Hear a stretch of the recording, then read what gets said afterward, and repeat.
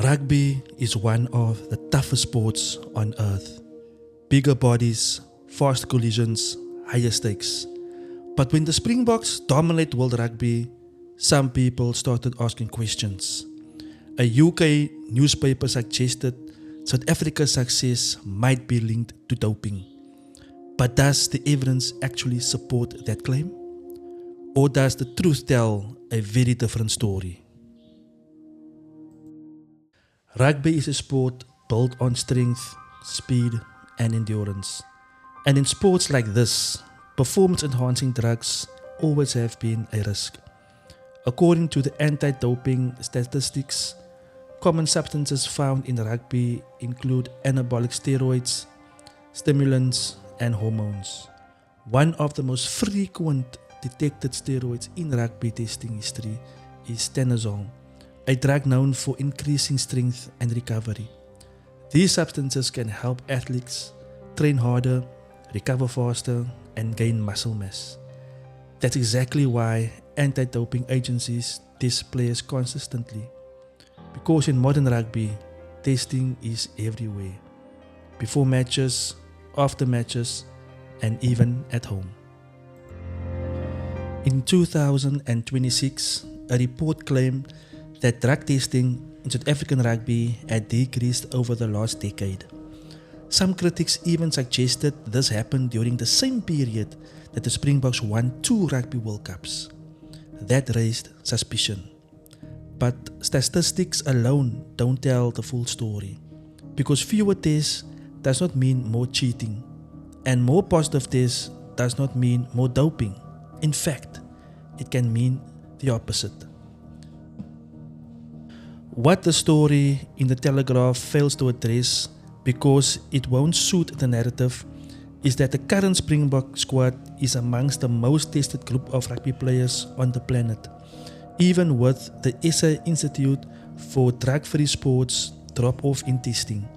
The narrative of a testing vacuum relies on the outdated idea that elite South African players exist solely within the jurisdiction of their own homegrown agency.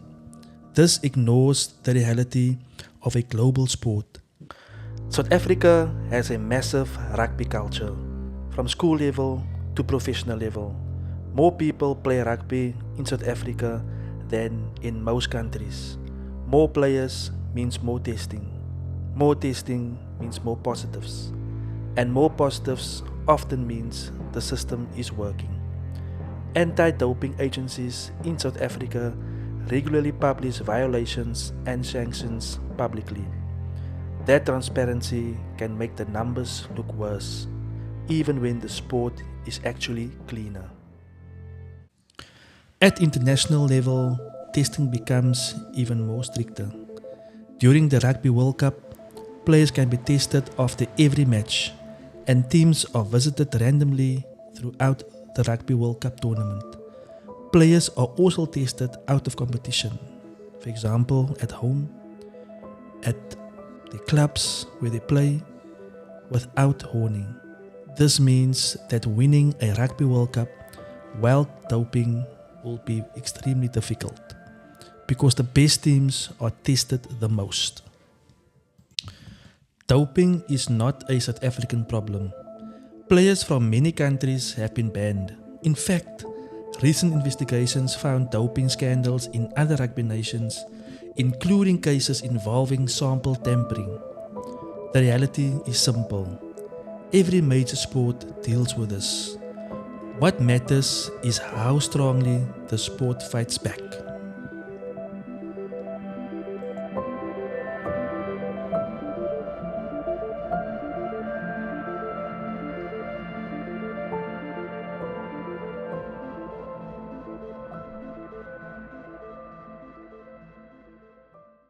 The Springboks didn't become champions because of drugs. They became champions because of depth, discipline, physical conditioning, and one of the best rugby systems in the world. South Africa produces world-class players year after year. And when anti-doping agencies find violations, these players are banned. That's not a broken system. That's a system working exactly as it should.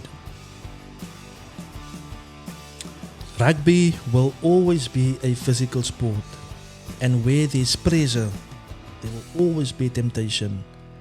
But the data shows something important. The Springboks aren't winning because of doping. They're winning because of culture, hard work, and one of the most toughest rugby environments on earth. And that's exactly why South African rugby remains the most respected forces in world sport. Not perfect, but strong, tested, and proven.